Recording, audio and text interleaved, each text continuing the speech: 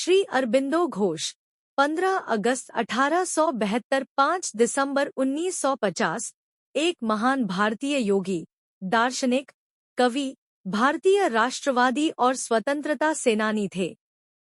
उन्होंने अखंड योग, इंटेग्रल योगा के दर्शन को प्रतिपादित किया और दिव्य जीवन, द लाइफ डिवाइन नामक पुस्तक लिखी, जिसमें उन्होंने आध्यात्मिक विकास के माध्यम से पृथ्वी पर दिव्य जीवन का विचार व्यक्त किया।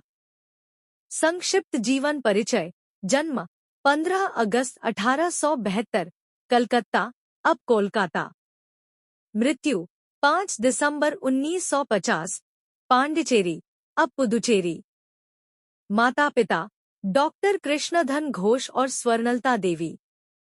शिक्षा इंग्लैंड में कैम्ब्रिज विश्वविद्यालय में।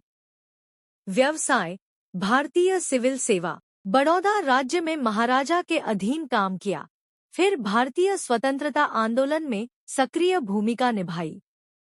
योग और दर्शन, आध्यात्मिक विकास के लिए अखंड योग की शुरुआत की और दिव्य जीवन तथा योग का संश्लेषण जैसी पुस्तकें लिखीं। श्री अरबिंदो के प्रमुख विचार। अखंड योग।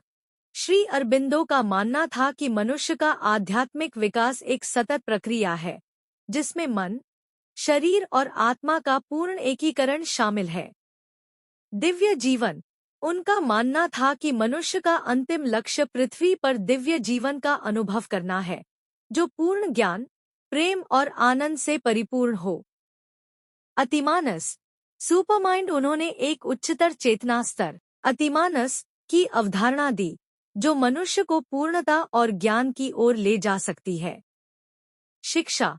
श्री अरबिंदो ने एक मुक्त शिक्षा प्रणाली की वकालत की, जिसमें छात्रों को अपनी गति से सीखने और विषयों का चयन करने की स्वतंत्रता हो। अन्य महत्वपूर्ण बातें।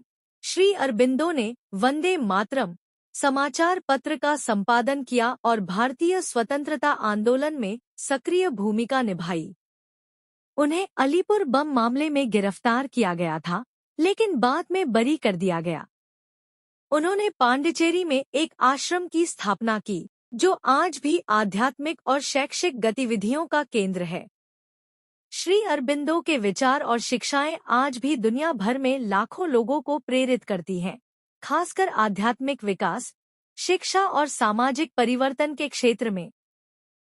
अरबिंदो घोष एक युग पुरुष माने जाते हैं, जिन्होंने भारतीय इतिहास में अपनी महान कृतियों और गहन आध्यात्मिक विचारों के माध्यम से अमिट छाप छोड़ी है।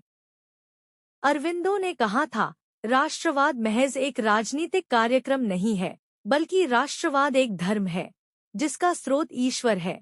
मानवता को केवल राजनीतिक स्वतंत्रता के माध्यम से हासिल नहीं किया जा सकता, जो मानव जाति के आध्यात्मिक मार्गदर्शक के रूप में भारत की भूमिका को दोबारा प्राप्त करने के लिए आवश्यक है।